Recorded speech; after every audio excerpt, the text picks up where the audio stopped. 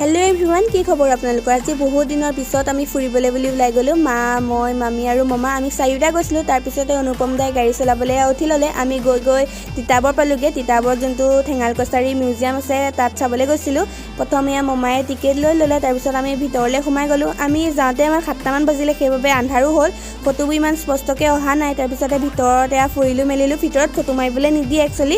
যোনসকল আহিছে গম পায় কি আছে, আৰু নহাসকলেও চাবহি। বহুত ধুনীয়া প্লেচটো।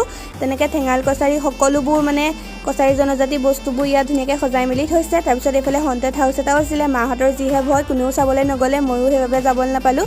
তাৰপিছত আমি পাৰ্কখনতে অলপ ঘূৰিলোঁ মেলিলোঁ, ফটো চটো মাৰিলোঁ। পৰিৱেশটো বহুতেই ধুনীয়া আৰু বহুত ঠাণ্ডাও। তাৰপিছত আমি ঘৰলৈ যাম বুলিয়ে আহিলোঁ আৰু তেতিয়া 9টামান বাজি গ'ল। এনেকৈ আহি আমাৰ যোৰহাটৰ পপুলাৰ মাইনা ফাষ্টফুডত কিবা এটা খাই ল'লোঁ। সকলোৱে মাইনা ফাষ্টফুডৰ কথা জানেই। তাৰপিছতে তাত আহি পেলাই আমি ফ্ৰাইড ৰাইচ খাই ল'লোঁ। তাৰপিছত খাই বৈ ঘৰলৈ বুলি আহিলোঁ। আজিলৈ ইমানেই আছিলে, বাই।